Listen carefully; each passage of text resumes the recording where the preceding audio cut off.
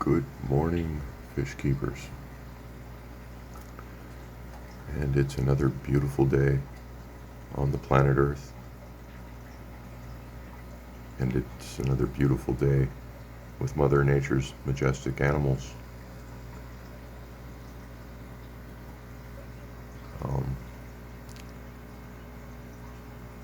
Some of you may have noticed my late night posts yesterday where I've popped up a picture of our new occupant. But in case you missed it, he's not giving us a good angle right now, he or she. But interestingly enough, when I looked up the Discus pattern charts, this one comes up as a snow leopard. So it's actually quite appropriate to have this Discus on this channel. We'll wait for him or her to come forward. When they're this small and I can't really tell what the sex is, I go with the generalized Discus rule that they're all, I should go with it, I should say, they're all he until you see signs of eggs. And you don't have to see them really laying eggs, because I've noticed when they're full of eggs, when they get mature enough that they have eggs in them, you'll notice the area where the eggs are in their belly really swells up. So it's kind of easy to identify a female that way, in my opinion. Big Bertha is probably a good example of that. She's probably got some right now, but we can't see her because she's flirting with a boy. But anyhow, today's topic is an interesting one.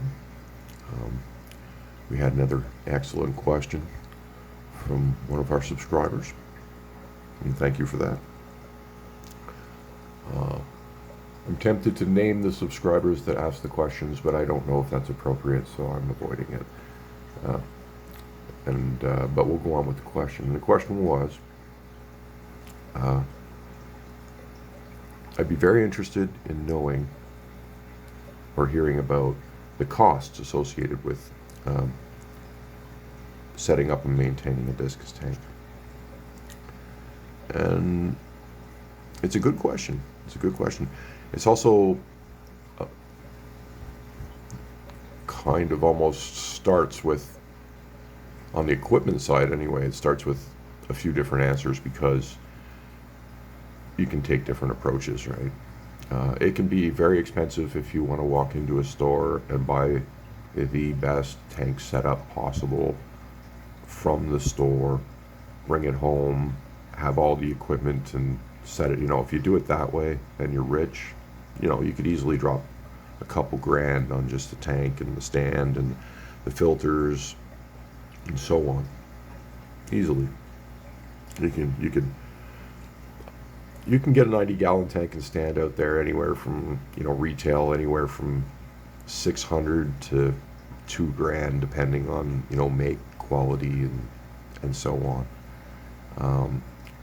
And I'm gonna talk about a 90-gallon because that's what I have, and that's what I've equipped. So it's probably my best. I don't really have experience with like 120 gallons, which isn't, well, I do, I guess, because my sump makes my tank 120 gallons. But anyhow, I think 90 gallons are a really good size for a Discus tank. 75-gallon works. You can definitely do a 75-gallon. If you wanted to get them into a 65-gallon, then you're going to have to start restricting how many fish. You don't want to play the overstock game like I am, and all that. You would only keep a handful of Discus in something like a 65-gallon, and don't even try in like 50 gallons or 40 gallons. No. I think ideally what I've learned so far is I've set up 20-gallon and 30-gallon breeders just to hold two of them, and the 20 doesn't seem to keep them happy.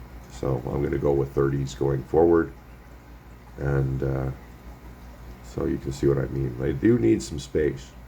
But when there's enough space, like look at the tank, there's a lot of empty space. They all like to stay together. See this? This is, you'll see them huddle and stay together. And it's just what they do. This is what makes them feel comfortable. So there's lots of space up here, up here, up here, up here. I don't feel I've overstocked. I know people will say that I do. I understand that. That's fine. But we're back to costs. So you can go through buying a brand new tank, and there's nothing wrong with that. You've got the cash for it. Why not? It's nice, clean, beautiful glass. It's never been scratched before. But I'm personally not a rich person. I'm somebody who has to budget, and so to pull this off for me is a big endeavor. If I was to say buy everything new, I probably wouldn't have been able to do. I wouldn't have this tank. I just wouldn't have done it. So what I did to bring costs down is I started looking for used tanks, and while I was in the process of looking for used tanks, I've gotten lucky and basically just free, free everything. All my tanks I've gotten free in my house. So if you, despite their size, like the one on the floor there is a 75 gallon, my reservoir tank's a 70 gallon. I got a 65 gallon downstairs. I've got some 20s, and I got a 30 and a 15, and I stopped looking because I have empty tanks I haven't dealt with yet. So, once I get the 75 gallon on the shelf and stuff, I'll continue. Again, all the tanks were free. If I would have bought all of that stuff new, I've got like $10,000 worth of tanks, right? So I suggest looking for used ones or free ones. My 90 gallon tank, this tank's like 20 years old. Still holds water. Someone like drilled it by themselves and didn't do a very good job. It's actually got a crack up there, but that crack's been there for 20 years and it's held water the whole time. So why not? I didn't pay for this tank, and it works. So that would probably scare a lot of people. It scared me at first, but like it held for 20 years. It's still holding. It's held here for a year. So, and yeah. And then, equipment costs. So you'd want to get yourself a sump, and it's too dark in my kitchen right now, but I have one down there. And even these are UPS battery backup units. Okay, I got them free. I actually got like 15 of these units in my basement, and I got them all free. So for future tanks, I can just keep going. All I had to do is buy new batteries and install them, and I'm good to go. And it's like $30 per unit. These things sell for like $500 each, free. So costs, I don't know. Like I'm telling you values, but then I'm also saying you can find another way to do it. So where did I spend all my money? On the fish. On the fish and the gear inside the tank. That's where I spent all my money. And in that regard, getting yourself a fleet of Discus at the size of this one down here, you're looking at $80 to $100 a pop, depending on where you live and availability and stuff.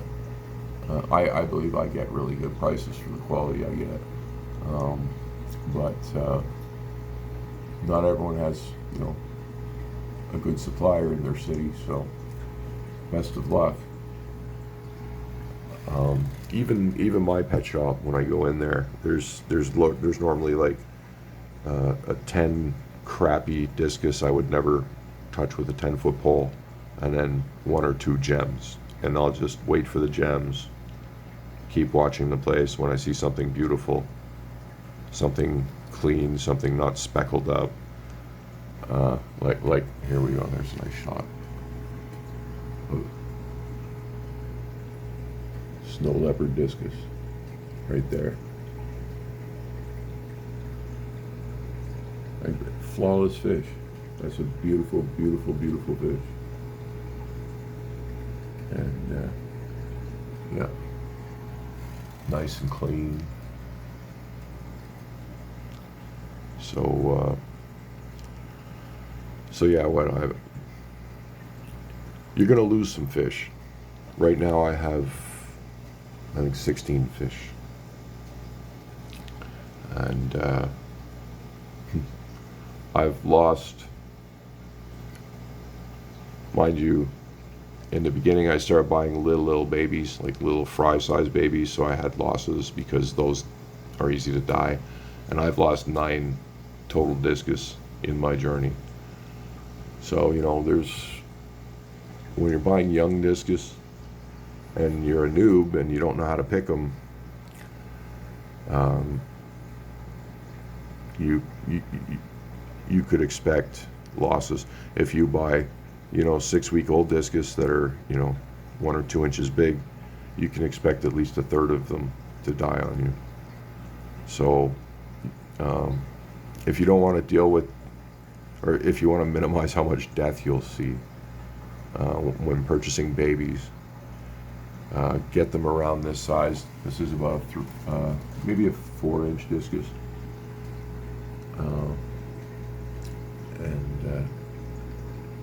Yeah, 3 to 4 inch. Don't get them smaller than 3 inch, and pay attention to their eye size. You want to be to fit like at least 4 or 5 eyes in a row from top to bottom on their heads, and you want their foreheads to be nice and thick. So the yellow guy's starting to assert some. That yellow guy is bossy, and he's starting to flex on the new fish. Everyone took it easy on the new fish last night. They greeted it very kindly. I really should record when I release the fish, because the discus all kind of surround it and help it feel safe, and they make like a little shield around it to try to stop me from being able to see it and help it feel safe. And they're really, really social, and they really like to make sure that they help each other. It's an interesting thing to watch. And yeah, they've got him all feeling safe, and they totally accepted him as part of the school. Had 0 problems adding this fish, none. A lot of people put a fish in like I just did, and it's mayhem. The fish gets killed and destroyed and beat up, but I don't know. I guess when the conditions are right and they're happy, a new fish comes along, they're just all, hey buddy, welcome. So that's what I got there. But yeah, you're looking at, you want to get fish in the 3-4 inch range, you're looking at, say, $100 a pop. But then, you know, a year later they're worth $300 a pop. So there's that. As long as you can keep them going. So equipment, I don't know. I did it on the cheap. You know, I started with canister filter. It was sort of a low grade one. It was PetSmart brand top fin canister filter, and it really just didn't work out for me. It was the first time I've ever used a canister filter. I wasn't impressed by it. I know there's really good ones out there. Like, I'm not knocking a quality one, but the one I dealt with turned me off them. And I'm sort of an old school guy. When I had tanks in the past, I had under gravel filters and all that stuff. And so I just went back to what I knew works, and what works for me is hang-on backs. And in a discus environment, I don't think it's a good idea to use canister filters, because They're designed to be cleaned like once or twice a year. And Discus don't like their water being run through filth like that. Like, it's not a problem for every other type of fish out there. It works. But with Discus, you got to actually clean your filters. Like the filters that are picking up particulate matter, you've got to clean those filters regularly if you want your fish to grow. So hang-on backs make that easier, because if you're popping open canisters once a week, you're going to blow your seals, the thing's going to leak, you're going to have a blowout because you're touching it too much. They're not made to be touched too much. If you're just, yeah, they'll break faster. That's basically what you're going to do. You're going to buy a $600 filter and you're going to bust it because you're cleaning it too often. And so just, I went with hang-on backs. They're cheap, real cheap, and they work. And you want to get your flow rate up.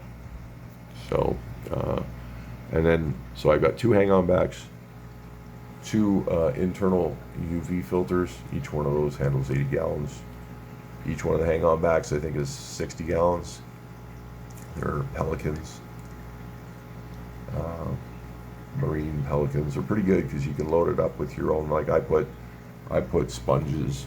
I put sponges in these things, and then it goes up the tube.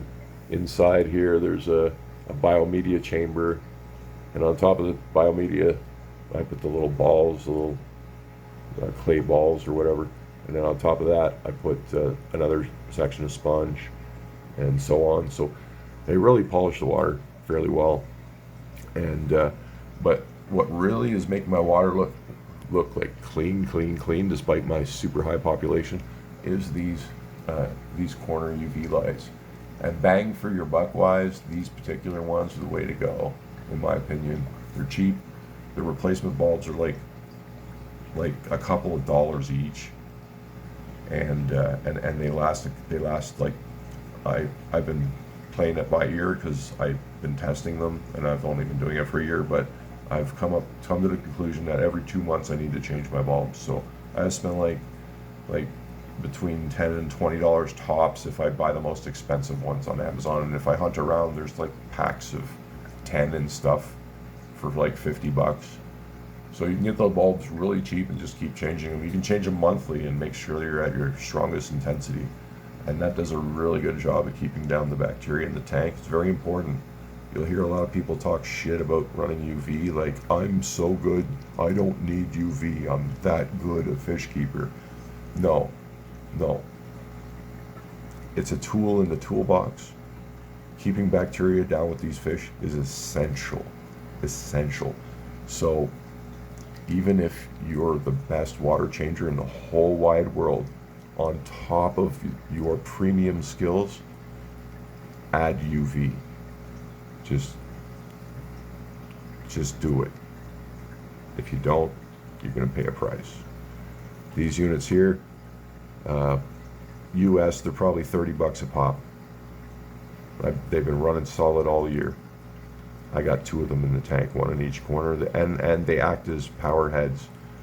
So you get a nice, really strong jet flow that's actually like looking on this side. This side, it's aiming towards the bubbles. It's coming from the tank over here. It's aiming towards the bubbles. Look at it, push the bubbles over. And then this one's coming this way, so you're not getting that effect.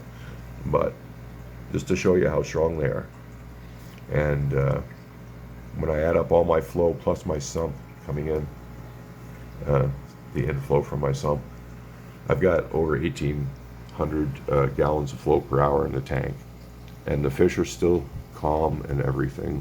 They're not getting pushed around because it's being evenly distributed across the many different filters. Instead of one big huge filter blowing them around like an FX6, I don't even know how much flow an FX6 has.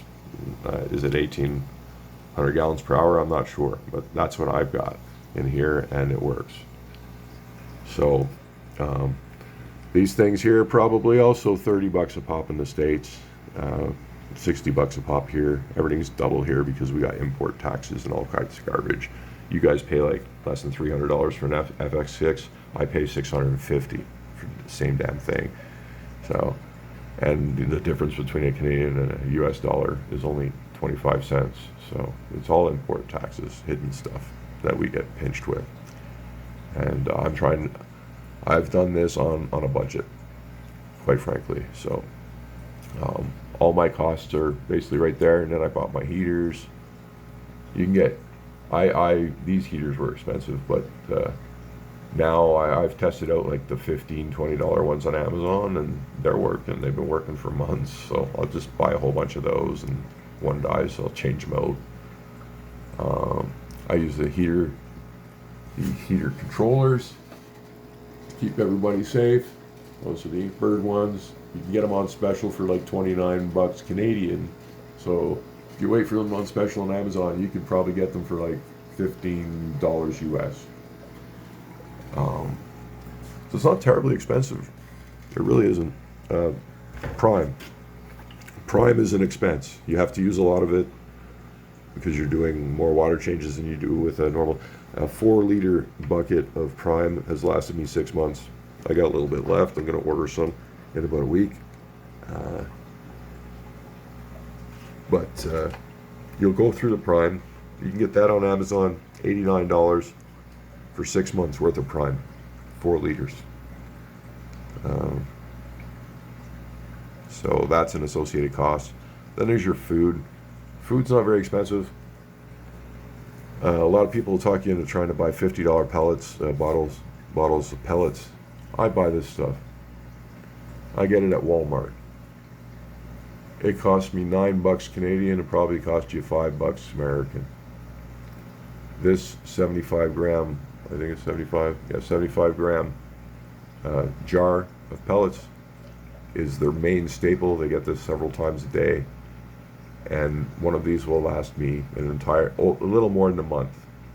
So feeding costs on the main staple, $5 a month, $6 a month US. Well, I have these as well, but they last forever. I bought it for, again, around the same price per bottle, but it's a much bigger bottle. It's full of flakes.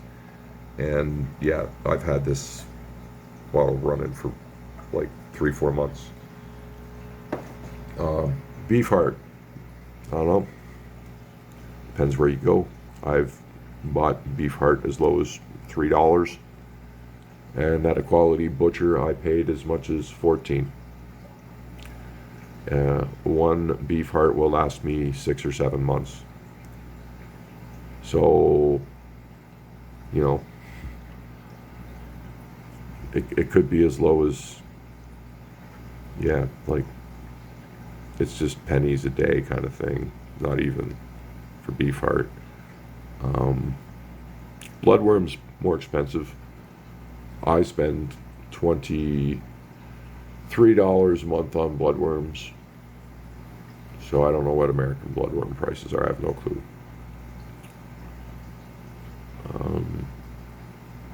What else do I spend money on?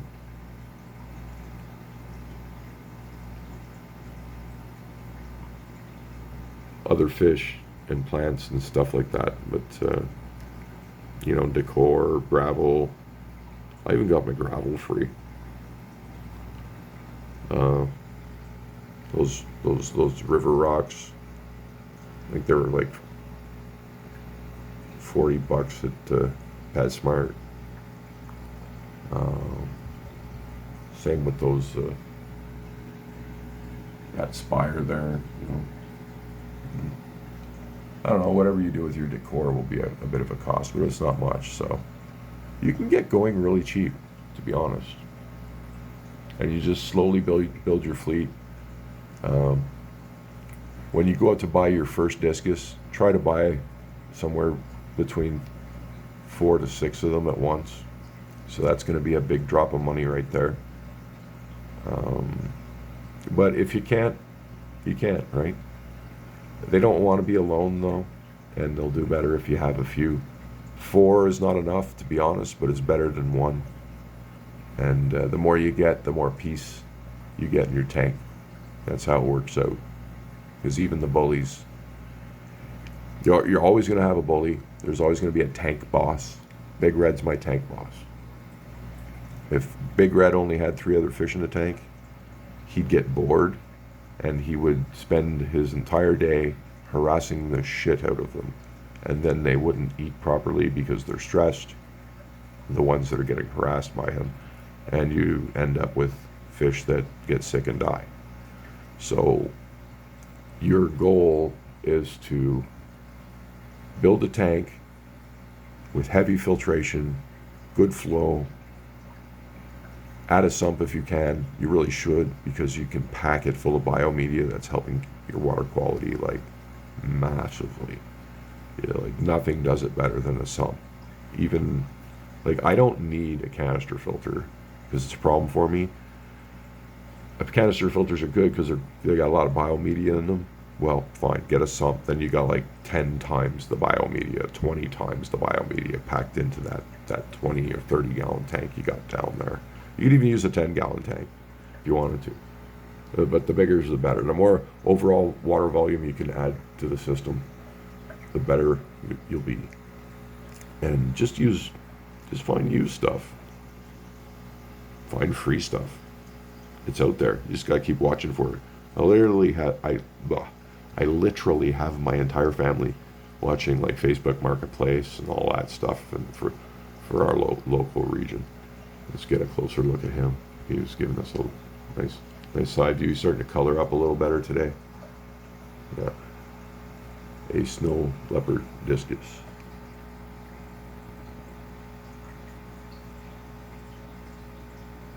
Very interesting pattern. Stripes and like explosion sort of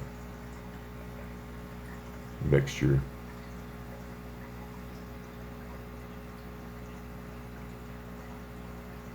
Very happy to have scored that fish. You never know what you're going to get.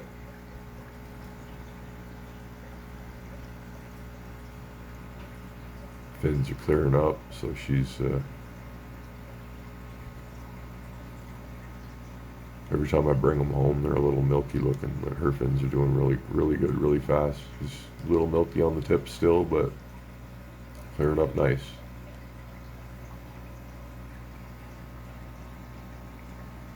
And adjusting very well.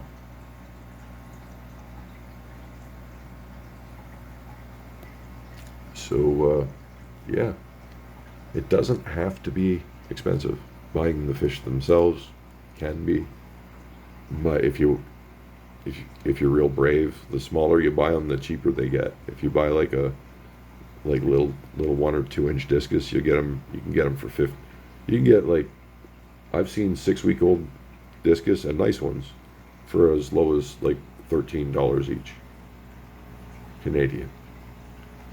So you could roll the dice that way, buy 10 or 20, expect to lose a third of them, and end up with a nice fleet of discus. So it doesn't have to be expensive, but it's a lot more work to look after the little ones. They need to be fed. You can use auto feeders though, and just stagger your auto feeders. Make sure they're getting fed at least. When they're real small, they need like 6 times a day, 8 times a day. So use your auto feeders while you're gone. They handle four of them, and you feed them in the morning. You feed them at night. There's 6 feedings. And then you can, that's enough. But they, when they're little, you need to probably change your water more often and all that stuff too. Me, with this high population, I can change my water every like 3-4 days. If I wanted to be lazy, I could wait a week, but I don't do that. I might even be able to wait longer, but I don't play that game. They're too valuable, and they're sensitive, and they want clean water. So you have to accept that. If you're not willing to keep things clean and put in the right kind of filtration, all your beliefs about keeping other fish, like say you're the best African cichlid keeper in the world, what works for your other cichlids is probably not going to work for these fish. You're going to have to adapt your methods. to them. You're going to have to observe them and recognize that they're struggling, and then figure out what the problem is. And 99% of the problems that happen, it's water.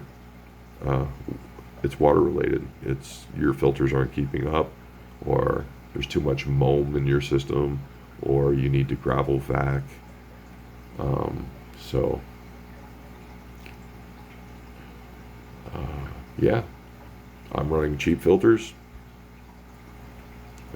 sort of free tank with a bunch of expensive discus in it. Doesn't have to cost a lot if you don't want it to. And if you're rich, yeah, you go to town and really have a nice setup, you know. So you just do it the way you can. Pull it together, and roll back on my videos. Look at the beginning at what my tank looked like. It was pathetic. And then I learned my way up to this point. So I hope that helps. I mean, if you're asking that question because you're interested in keeping discus and you think maybe it's financially impossible, it's not. Because if you saw my budget, you would be in awe. You would be in awe that I have a tank like this on the budget I have. So don't be afraid. You can do it. You just gotta decide to do it, and then the rest of it'll fall in place. If something's meant to be, it'll happen for you. You just gotta want it. So we'll wrap this one up. It's getting pretty long, and I hope you all have a wonderful day.